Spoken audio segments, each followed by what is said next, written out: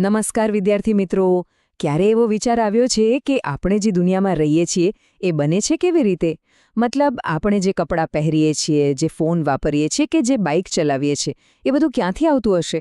તો આજે આપણે આ બધા જ સવાલોના જવાબ મેળવવાના છીએ ધોરણ 10ના સામાજિક વિજ્ઞાનના પાઠ 13 એટલે કે ઉત્પાદન ઉદ્યોગોમાં. તો વિચારો, ક્યાંથી આવે છે આ બધી વસ્તુઓ? આપણા શર્ટના એક નાના બટનથી લઈને આપણી મોટી સ્કૂલ બસ સુધી દરેક વસ્તુ ક્યાંક ને ક્યાંક તો બને જ છે. અને આ જે ક્યાંક છે ને, એ જ છે ઉદ્યોગો. તો ચાલો આજે આપણે આ ઉદ્યોગોની રોમાંચક દુનિયાની સફર કરીએ. તો સૌથી પહેલાં આ ઉત્પાદન એટલે શું? એકદમ સરળ ભાષામાં કહું ને તો આ એક એવી પ્રક્રિયા છે જેમાં આપણે કુદરત પાસેથી મળેલી વસ્તુઓ, જેમ કે ખેતરમાંથી મળેલો કપાસ કે જમીનમાંથી મળતું લોખંડ, એને કારખાનામાં લઈ જઈએ છીએ અને ત્યાં મશીનોની મદદથી એના પર પ્રોસેસ કરીને એને એક નવું જ રૂપ આપીએ છીએ. કપાસમાંથી કપડું અને લોખંડમાંથી ગાડી. બસ આ જ છે ઉત્પાદન. અને એક વાત યાદ રાખજો, ઉદ્યોગો કોઈપણ દેશની અર્થવ્યવસ્થાની કરોડરજ્જુ જેવા છે. જેમ આપણા શરીરમાં કરોડરજ્જુ વગર આપણે ટટાર ઊભા ન રહી શકીએ, એમ ઉદ્યોગો વગર કોઈ દેશ આર્થિક રીતે મજબૂત ન બની શકે. કેમ?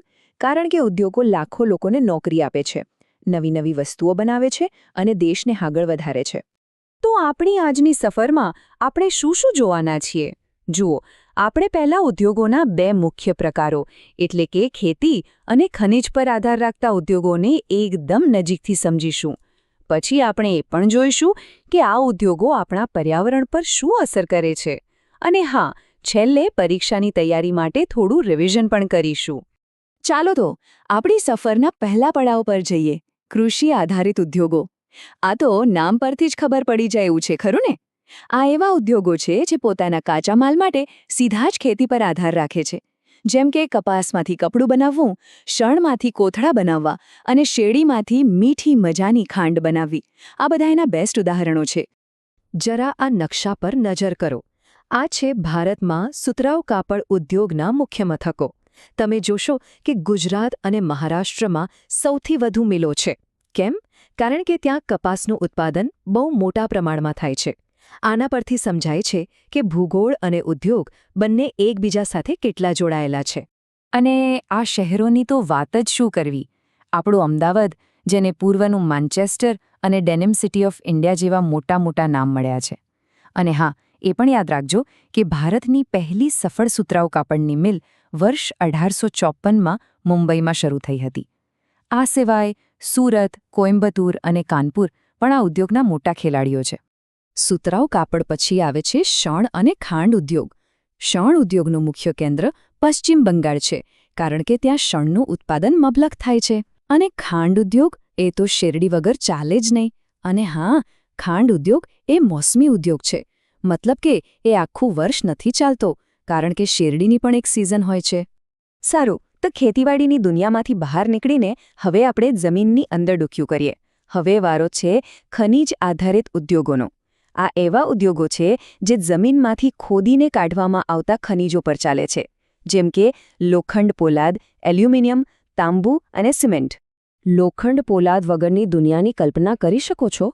અરે, આપણી નાનકડી ટાંકણીથી લઈને મોટા મોટા જહાજો અને પુલો સુધી બધું જ લોખંડ પોલાદમાંથી બને છે. એટલે જ એને આધુનિક ઉદ્યોગોનો પાયો કહેવાય છે. આ નકશો આપણને બતાવે છે કે ભારતમાં આ ઉદ્યોગના મુખ્ય કેન્દ્રો ક્યાં આવેલા છે. ભારતમાં આ ઉદ્યોગની શરૂઆત થઈ હતી વર્ષ 1907માં જમશેદપુરમાં, જ્યાં ટેસ્કો એટલે કે ટાટા આયર્ન એન્ડ સ્ટીલ કંપનીની સ્થાપના થઈ.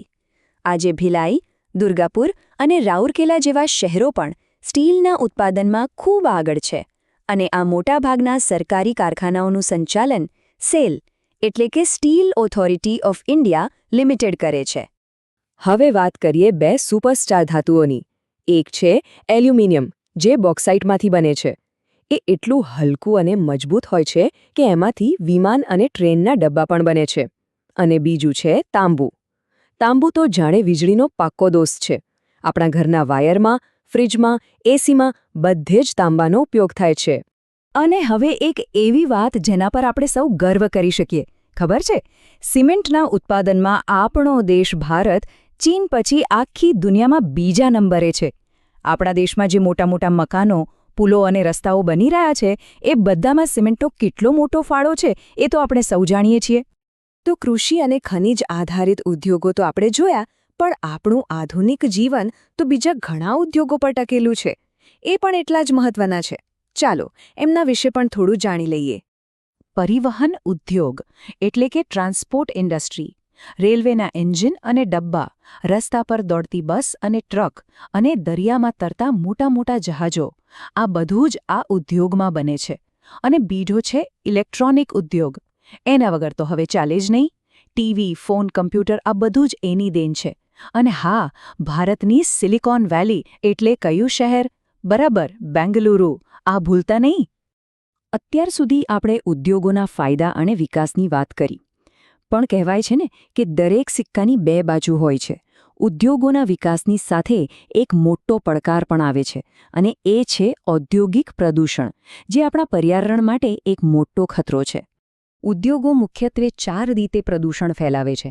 કારખાનાના ધુમાડાથી હવાનું પ્રદૂષણ થાય છે, કેમિકલવાળું ગંદુ પાણી નદીઓમાં છોડવાથી જળ પ્રદૂષણ થાય છે, ઉદ્યોગોનો કચરો જમીનમાં દાટવાથી ભૂમિ પ્રદૂષણ થાય છે, અને મશીનોના મોટા અવાજથી ધ્વનિ પ્રદૂષણ થાય છે.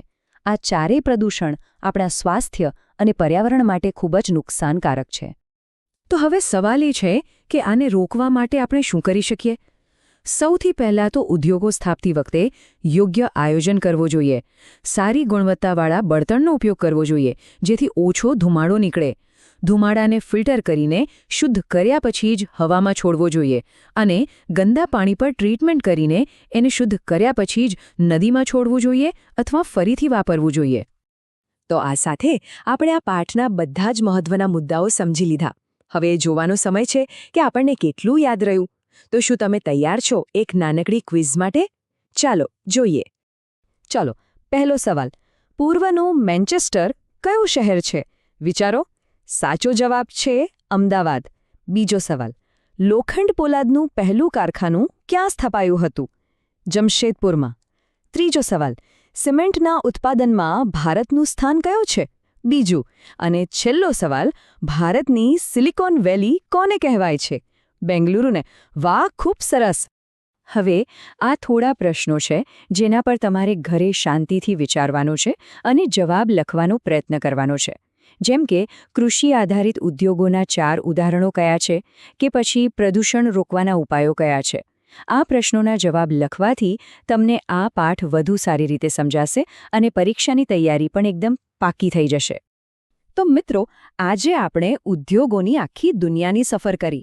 આપણે જોયું કે ઉદ્યોગો આપણા દેશના વિકાસ માટે કેટલા જરૂરી છે, પણ સાથે સાથે એ પણ સમજ્યા કે પર્યાવરણની સંભાળ રાખવી એ પણ એટલી જ મહત્વની જવાબદારી છે. તો હવે વિચારવા જેવો સવાલ એ છે કે આપણે વિકાસ અને પર્યાવરણ આ બંને વચ્ચે સંતુલન કેવી રીતે રાખી શકીએ, અને એમાં આપણું એટલે કે તમારું અને મારું શું યોગદાન હોઈ શકે? આ સવાલના જવાબ સાથે આપણે ફરી મળીશું.